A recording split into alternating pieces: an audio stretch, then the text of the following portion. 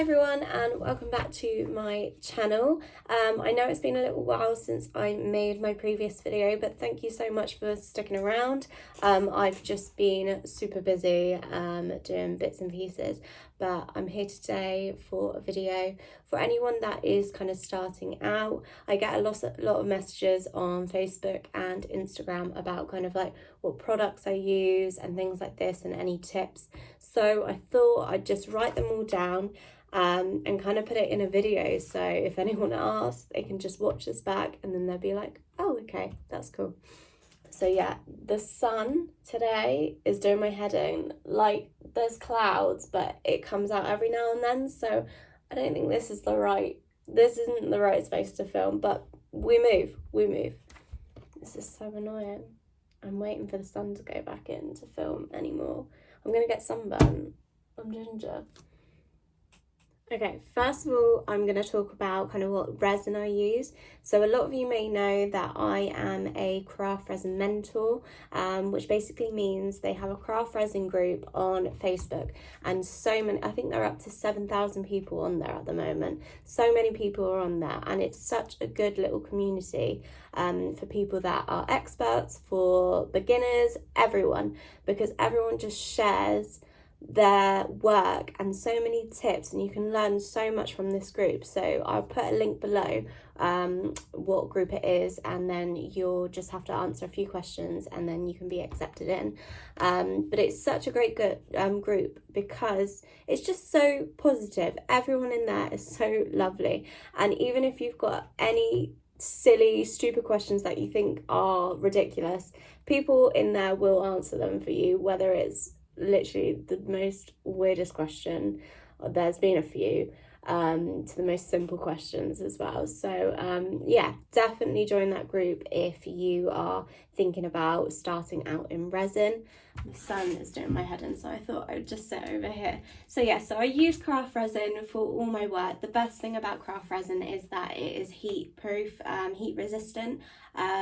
So if you've got customers that are asking, can I put a cup of tea on a coaster? It's absolutely fine. After 21 days of it being cured, you're fine to put any mugs on it, and you shouldn't find the ring that appears on your coasters. You can probably see a couple of pots behind me of craft resin. I usually get 8 litres at a time, and one of the best things about craft resin as well is that on their website there is an opportunity to subscribe to resin.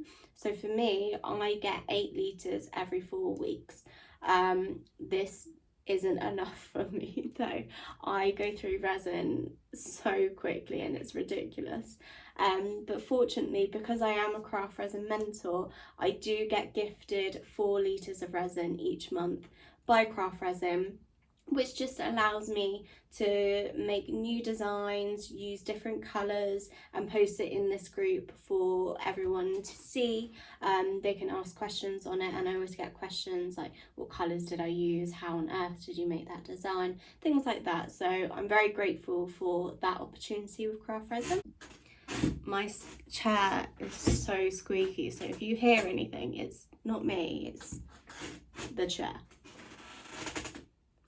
Whilst we're on the subject of craft resin, they have recently just come out with some mica powder, which you can see behind me. I've got a few mica powders that I have just got off of Amazon, but craft resin's come out with this brand new set of just so many vibrant colours, and I've started using a couple of them, which I think I have some coasters. Yeah, I have some coasters that I've used the mica powders in, so let me show you. So hopefully you can see the colours. I'm just going to put them up against this. Just bear in mind that these aren't finished. Some of them are still being painted and I need to polish them and everything, but I just want to show you some of the lovely colours. So this one is Space Cosmic, I want to say. It's a beautiful navy blue colour, and I just adore that colour. I think that's super nice. Then I think this one is called Light Sky. I had an order from someone who needed like a mosaic green blue colour, and this colour, oh, when it came out I was so excited. And these are just some purple shades. These are still wet because I've just painted them this morning. So this is kind of like a lighter purple, and then I've kind of got like a Cadbury's purple here. Super rich colours. But there is so many colours in this box. I think, let me see. Yeah, there's about 30 colours. So get your hands on them. And with mica powder as well, a little goes a long way. You don't want to use too much in your resin because the colours are so pungent, literally the tiniest bit. Otherwise you just waste it as well. But yeah, so I've started using them a bit more now, and I really like these colours. So this is the box that it comes in. It's a nice little cute box. And then you can see all the colours. Lovely beautiful colours that comes with it. The thing is, this is quite a versatile product as well. As you can see here, it's full resin. You can also use them for candles, for painting, for slime, for soap, for bath bombs. So it's not just for resin. So if you're into your candle making or anything, get a hold of this, and then you can make some lovely coloured candles as well. So I don't just use mica powders, I do sometimes use opaque pigments, and this is just one example which I get from Resin 8. So this is the French manicure colour. These are great for solid colour pieces. And also when I was doing, I think in one of my last videos, I was making a marble tray and I was using mica powder for that. But even though it turned out really nice, when I did my research, people were like, you need to use opaque pigments because it just comes out so much more defined as a marble effect. So I'll just show you one of these little trinket dishes that I made with the opaque pigments. So I had white in here, grey in here, and also black. And I just love the effect that it came out with. It's so much better than mica powders, I would say, for marble effect. But 90% of my work is mica powders, just because I can create a really cool effect with definitely my black and gold ones, where the white kind of just comes through very gradually, and people like that. Moving on to PPE, this is a question that I get asked so much about, and it is so important because resin sometimes isn't fun to work with, I must admit. Sometimes I do break out in a slight little rash on my hands, definitely, but I've got very sensitive skin, and wearing gloves as well, just I hate it, but you have to do it. So PPE is a really big deal when using resin. Some really basic things that you need is definitely a mask, and I don't know if I can just tilt this round. You can see mine just up on the wall hanging up, and I'll pop a link below to where I kind of got all my PPE. Gloves as well, it's really important. These I've just got off of Amazon, but like I said, I can't stand wearing gloves, but you need to. So try and get some gloves that work for you. But yeah, these weren't too expensive actually. Some of the gloves that I've found are just absolutely ridiculous, but we are in the middle of a pandemic and everyone is buying gloves, so that's probably the reason why. When trying to find some gloves, what I would recommend is nitrile or vinyl gloves. This just helps protect the hands from like the resin interaction, and if you can also get hold of some barrier cream, that really does help. It just protects your hands from any resin exposure. I've just looked up a little site as well just to go over a few more PPE things like eye protection and things like that. People do wear goggles, but sometimes they do fog up. I've heard this loads of times. It just protects you from any splashes or any kind of like fumes or something. Personally, I don't wear goggles. I've never found the need to. I haven't had any irritations with my eyes or anything. I'm fully protected with my mask and things. So for me personally, I haven't used goggles, but it is a safety tip. I haven't got these, but what I do try to do is wear long sleeves when I'm working. But I've seen people with the puffy like protection, what are they called, like sleeves, like you've seen them, they're elasticated and it just protects your whole body. I've even seen people wear full-on bodysuits. I mean, if that's what you're into, that's what you're in. One key thing as well with resin is that yes, you need to be in a good environment, like heat wise. However, you need to have ventilation. So whether you have like a dehumidifier in the room, you have a little window that you can open, make sure that it is fully ventilated and you can actually breathe, because sometimes it does get a bit overwhelming.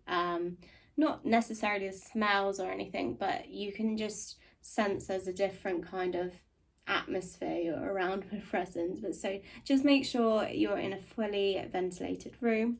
Literally, as I'm filming this, my best friend keeps on texting me and it's doing my head in. So Jasmine, just be quiet for 2 seconds, please. I can hear you loud and clear. Wow, this is so fun. She's gone now, don't worry. So I'm just going to talk about resin in general. I've got my pen handy to tick off what I've spoken about. So with craft resin, it takes 24 hours to cure. And then you can pop it out the next day, which is really good. But like I said, to get that heat resistancy, you do need to wait 21 days for it to actually fully cure for that purpose. To be extra like cautious with the heat protection and resistancy, some people do like to add a top coat of craft resin. So do your design in your mold and maybe leave a little bit of a gap in your mold so that the next day you can pop in a clear coat. This is optional, but it just gives you that reassurance that it's not going to mess up with your design as well if any damages is caused. For me personally, when I'm making like floral coasters and everything like that, I do a top coat, and sometimes I do it on my regular ones as well. Bubbles is such a, like, the question that I get asked probably about 5 times a day is bubbles. How on earth do you prevent them? Well, with craft resin, I do find it's one of the clearer resins that I've used before, which is really good. And basically a couple of tips to get rid of lots of bubbles is to heat your resin up before you start mixing it. So what I will do is pop it by a radiator for about 15 minutes before I'm about to pour, or you put them in a lukewarm bath, again for 10-15 minutes. This just makes both the resin, and I also do the hardener sometimes, but it does quicken the reaction and it does form a lot harder quicker, if that makes sense. But anyway, so once you've warmed it up, it makes the liquid, the resin, a lot more thinner, and it prevents any little air bubbles when you are mixing both part A and part B together. Use a silicone stirrer instead of a wooden one. This, I've heard, also prevents bubbles when you're mixing part A and part B together. A heat gun is your best friend when you're working with resin. My voice. So yeah, a heat gun is great when using resin. So especially when you're working with clear resin. When you're working with clear, I don't even know what I'm talking about anymore. So yeah, using clear resin, you can see a lot more going on in your work. So when you're working with flowers especially, that is when I find I get bubbles, because pockets of air are trapped in the petals and it's really annoying. So when you've got a heat gun, you can just blast these out, which is really good. I often use I just stab them with a cocktail stick as well. That's a really good method. And also alcohol spray as well. A lot of people use that. I haven't personally used it yet because I just find my heat gun works fine for me. But yeah, people just spray a bit of alcohol spray onto the resin work and it removes all the air bubbles in the resin. One question that I get asked a lot as well is that when you drop said coaster or something, does it break in half? The amount of times I've accidentally dropped coasters on the floor is ridiculous, and yeah, I'm going to admit that I have done that, but none of them have cracked, none of them are broken in half. Like, resin is super hard, so please, if you've ever had something that like breaks once it's fully cured, let me know. I know when it's not fully cured it can snap, but that again it's just because it's not fully cured. But final products, I've never had that experience, so let me know if you have had an experience, and then just share kind of what went on. How did you break it? I'd love to know. But then saying this, I have a bunch of like bits that I've made randomly, and I really want to like just smash them up, put them in like a mosaic sort of way onto a tray mold, and then just clear coat it. I think that would be really cool. Maybe my next YouTube video as well, maybe. So I think I've spoken about resin quite a lot. If there's something that I haven't spoken about, just pop it in the comments and I will comment and reply to you below. But now I'm just going to talk about kind of like the finishing off your products, sanding, polishing, things like that. So I have made a video on sanding and polishing beforehand. I've used the Resin 8 kit before with the sandpapers, but I also had to find more finer papers from B&Q or anything like that. So if you haven't watched that video, go back and watch it. But these are some of the products that I use to kind of finish off things. This is such a messy bottle, but this is the Resin 8 Rejuvenate Scratch Remover and also the Shine Enhancer for the polishing side of it. You also get given a couple of cloths, which is really ideal. I've just bought a couple more of those because I ran out. So they're really good to like just finish off your works, gets rid of any little scratches that might have occurred in your resin, and then the polish just gives it that extra shine as well. What I'd recommend as well is that people often ask, like, sometimes this doesn't work well enough for their products, which is fine. Another way that you can achieve kind of like a shiny result is basically sanding down your work and then adding a clear top coat to it. That just brings out the shine in your pieces. If you know my work, I basically have a standard look to all my coasters, and I paint them either silver or gold around the edges. Get asked a lot, what paints do you use? I've used so many in the past. This is a really cheap brand from the range. It's Do Crafts Artiste, £2, and then this one is just from Amazon. It's about £8 for it, but it's still really nice. And then also the silver one I just have in this. I don't often, gold is the more popular colour, so I don't really tend to have a lot of this in stock, but when I do, I just get the cheaper version. Then I've used loads of glosses just to seal the edges, but this is the one that I'm using currently. I think I got this one also from the range, £7-8 I think this was. So this is a gloss that I use. If I ever make a mistake when painting prior to the gloss, nail polish remover. It's brilliant. It gets rid of all your mistakes that you've made whilst painting.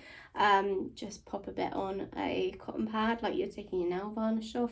It is annoying when you have nail polish on, but luckily I've got a shellac on so it doesn't come off easily.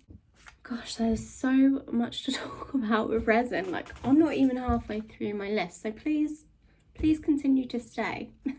Where do I get my moulds? So I get them from everywhere you can ever think of. Amazon, eBay, Wish, AliExpress, Resin8, Etsy, loads of different places, because loads of different places have better qualities, better prices. So yeah, just a vast area I cover with moulds. I'd probably say my favourite, I don't know actually, maybe Etsy, because you get those little shops that actually physically make them, and sometimes they're such better quality than obviously eBay and Amazon because they're so much thicker. And what I find with silicone moulds is that they do lose their shape after you use them like X amount of times. Like, it's inevitable, it's going to happen, you're going to have to replace them. But I have yet to replace an Etsy mould yet. That probably says something. So if you do follow me on my social media accounts, or you see my name in the Craft Resin Facebook group every day, you're probably sick and tired of me, but anyway, I use this shape for my coasters like all the time. This is my favourite shape. I've got this mould off of eBay before. Resin 8 always has it in stock as well. It's just like an A-gate shape, but all of my coasters, it's all uniform, it's all this shape pretty much. This is another question I get asked a lot, is where did you get your mould? eBay at the moment, I think they've run out of this shape, but it's really, really good.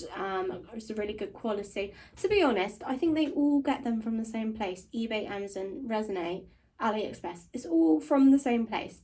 But it just depends where you find the best price for them. eBay is the one that I always find the best price for, because they do deals as well. It's like buy 5 for 3, which is great. This mould. My most asked question on the Facebook craft resin group: where did you get this mould? This is the mould that I use to make kind of like my floral coasters. They are deep, but you don't fill it up all the way. You measure out your resin and then you fill it up to however much you want to. That is from Amazon. It's actually like a pie tray. You make pies in it or something. I think that's what they were advertising it like.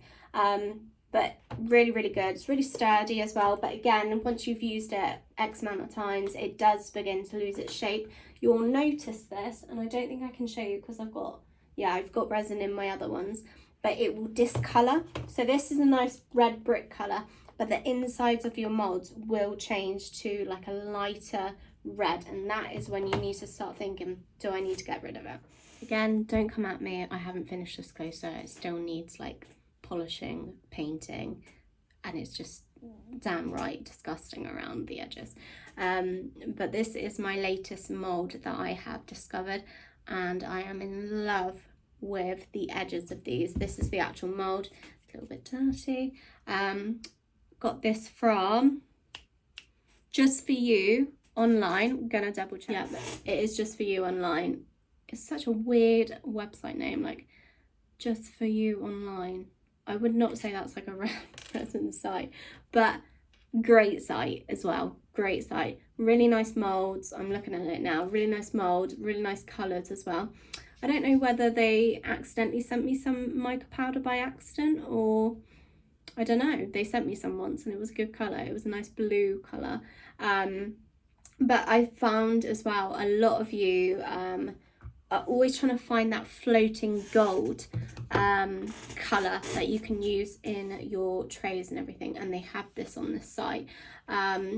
Prices, it is a little bit pricey, but then like the quality of it all is really good. So for example, I'm just looking at the Precious Gold floating pigment on their website, and it's $12.99. How big is that though? How big is that?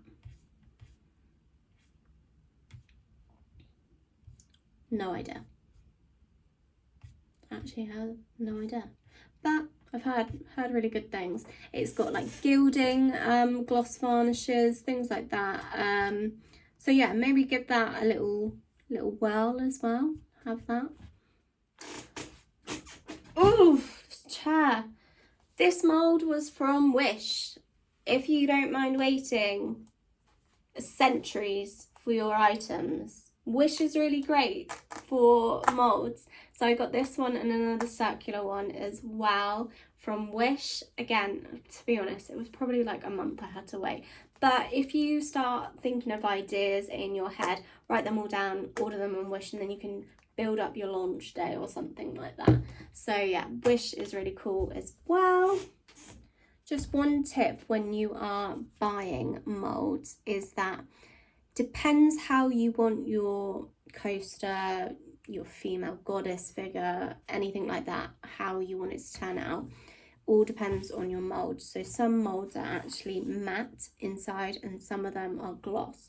So when you're looking at moulds to buy, read the description, because what I found, especially in this Facebook group that we're in, is that some people buy a matte female goddess, for example, and it just comes out so matted and it's not the look that they want. Is that then after it's come out of the mold, you have to give it like a gloss coat to get that shine back, and then it just adds like an extra day of work. So yeah, definitely look for the description where it says it's either a matte or a gloss. depending on what you want. You might want a matte, you might want a gloss. Just make sure you read so you're not disappointed. I also get asked about kind of like my storage, which I find quite funny in a way. Home Bargains, B&M, best stores ever if you're in the UK. So I get pretty much all my boxes, my little trolley, which I love. I get little drawers from them as well. I also found something really cool for anyone that works with flowers, petals, any kind of like gemstones, things like that, and I'll show you. These boxes are just insane. So these are from the range. However, we found the same exact box from a Home Bargains one time, which was much cheaper, obviously. So these boxes are just perfect for storing in your petals, your bits that you use for like jewellery. Again, I think pretty much all of them are flowers for me. And then also I make little key rings, so it's not done in any uniform way, and I don't know why, but here you can see I've got petals, gemstones, some little tassels, keyring bits, some shells. But yeah, brilliant little storage tip, because before I had them all in the little plastic bags that they came in. It was just a mess, so this just looks a lot nicer. A lot of people ask me where I got my little trolley from, and they were from B&M. So this is my sister's one. She has her own little Etsy store, and then this pink one is mine. Brilliant. I think it was about £20, and it was just super quick to put together, and I just use it for all my postings. So I have all my stickers, thank you notes, tissue papers underneath as well. Yeah, I love it. It's just perfect. It's just what I need. And welcome from my storage boxes from hell. Just so much clutter and mess, but it works for me. I've got some moulds going on there, some paint, some drinking jars down there, actually, some kind of like duff coasters, and some of them are fine. But yeah, this is ideal as well. Both of them were from B&M, and they had an offer like 2 for £25. And then if you saw my little refurb of my studio, I've got these really cute boxes. They're from all different places, Tesco's, Amazon, Home Bargains, but they are really good to put in like your everyday stuff, so like beakers, stirring sticks, some colours as well, so I put them in. I also get a lot of comments on my little pin board behind me of colours. What did I do? I just kind of like pin them up with some little clips, just to show all the colours, and it's easy access when you're working on the table. I've yet to put the craft resin ones up, just because I don't want to get resin all over them, so I've kept them in their little box. I get asked how I kind of create my looks with my coasters quite a lot, and I have shown in a couple of YouTube videos how I've actually created it, but I'll talk about the most asked one, which is my black and gold ones. I'm just going to see if I can find one to show you. So if you're new and you haven't seen kind of like my work before, I have a bestseller on Etsy, which is my black and gold ones. Again, don't come at me, this isn't finished, I'm just showing you. So these are like my black and gold ones. As you can see, it has a little white effect in the middle, and people are always asking me how to recreate this. So basically it's really, really easy. I get my mould, as you would, white mica powder, black mica powder, and a clear resin. So what I do first of all is I add my white to the middle in a circle shape, then I add the black around the edge, and then with a clear resin, drizzle. And when I say drizzle, literally just little bits, drizzle in the center so that the white still comes out slightly from the black when it cures and sets. If you don't do this, you'll probably end up with just like a round white bit in the middle. But also give it a little zhuzh with the heat gun. This just helps the clear resin kind of make a little bit of a veiny effect. But with resin, it has a mind of its own, and not like all of them are so different. They're all so different. So yeah, so just bear that in mind as well. If you create something, don't think you're going to create it. exactly the same the next time. Just let customers know that as well. Some customers I've had before, like, why doesn't it look like the photos? Even though on Etsy I say they're all handmade, they're all going to look different. But yeah, just bear that in mind with customers, because some of them might not understand resin as well. Got to hydrate in these situations.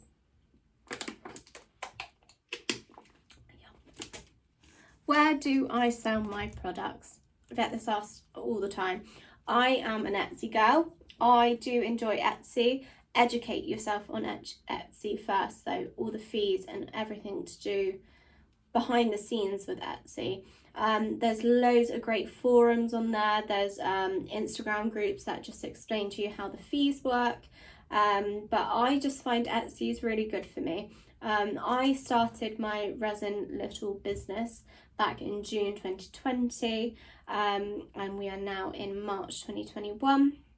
I've just achieved over 800 sales on Etsy, and I think it's all down to because there's so many customers on Etsy. For me, I don't think I'm ready to build a website just yet because I need a bit more following, I would say. So Etsy for me already has the customers on there, and it's just the way you kind of advertise on it. Like the tag words and things like that, you need to get them right to get seen at the top of the pages of Etsy. I have also used Facebook Marketplace, but to be honest, I haven't had an inquiry from that for a long time now. I basically used that in the very beginning for local people where I could drop them off and everything like that. But also Instagram is huge at the moment for selling items. Even though I'm not at 10,000 followers, and I think I should be, so if you haven't followed me, go and follow me now. Even though I'm not at that and I can't do a swipe up things like that, do a shop as well. I always get DMs, which is great. They always ask me, like, send me a photo of what I posted that day, like how much is this, and then I can just quickly send them the Etsy link, and 9 times out of 10 they normally buy it, which is really good. So that's kind of like where I sell, I would say. But yeah, Etsy, if you've got any more Etsy questions, just ask below. Marketing, I'm no marketing manager. I don't know what I'm doing sometimes. But read up on forums and things like this. It definitely helps. If you can, I'm in like a small business Instagram group where we support each other. We like, comment, save, share on all our posts, which is really good. But when I market my products, I'm on Instagram, I'm on Facebook, I'm on Pinterest, I'm on YouTube, I'm on TikTok. I'm trying my best to like figure out all the algorithms, but oh my god, TikTok, I don't know what's happened. I used to get like so many views and now I'm on like 40 views. Like, if you've got any tips for TikTok, please let me know, because I don't know how to work it. But my favourite is Instagram because it's so visual. I've used it for all my life. I love Instagram. But yeah, definitely what I'd suggest if you're trying to get more seen, communicate with other small businesses. They will be there to support you because they need the support as well. So I've made a few small business friends over social media, which is lovely, and it's like a little community at the end of the day. You're liking and you're commenting, sharing each other's posts, giving each other a shout out, which is really nice. So yeah, definitely you need to interact with all your followers. Otherwise they're not going to interact with you. I get asked about vinyl, and I have got a Cricut machine available. However, my sister has kind of taken over the sticker business side. So she uses that machine way much more than I would now, and if I ever need it, she just makes it for me, which is nice. So maybe I'll try and get her to do a little video on the machine, some tips and tricks on how to use it. Again, we're both no experts in this. We've only just learned what we've read up on and things like that. So yeah, I do have one of those machines, works brilliant with resin. Recently had to do a custom order for someone who wanted the word Nana on it. So I made a coaster, stuck the vinyl on it once it was hard, and did a top coat on it. That works really well. I've also had people ask me about photos in resin. So back when it was Valentine's Day, I did a little coaster which you could put like a Polaroid picture in. For me, I found with the Polaroid, what material, the photo paper, I didn't need to seal it at all. Mine is still absolutely fine. Lots of other people's ones that I sold to is absolutely fine. But what I've seen in forums and everything is that either use Mod Podge to save it, laminate it. This just helps keep the colours in the photo instead of it letting it bleed out into the resin. But again, like I said, with the Polaroid actual paper, never had an issue. I've just put it straight into resin. So I think I've kind of covered everything that I get asked on a daily basis. If there is anything that I haven't mentioned and you really want to know, pop it in the comments below and I will sit down one evening and answer all of them for you. But yeah, thank you so much for your continued support. Please feel free to reach out to me on social media. I really don't mind. It's absolutely fine. As long as you say hello and please and thank you, that's absolutely fine. So yeah, please reach out. Because I was in that situation in the beginning, I was asking 101 million questions to all these different people. So it's just nice to like give back what you've kind of learned in this resin journey. But yeah, so I hope everyone enjoyed this video, and if you are beginning out on resin, good luck. You'll love it.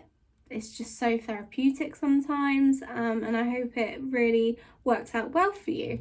But yeah, if you like this video, just go and give it a thumbs up, go subscribe, shout about me to all your friends and family. I'm just a girl trying to do well, so just help me out. But yeah, thank you so much guys for coming back, and hopefully I will do another video much sooner than this video came out. So thank you very much guys, take care.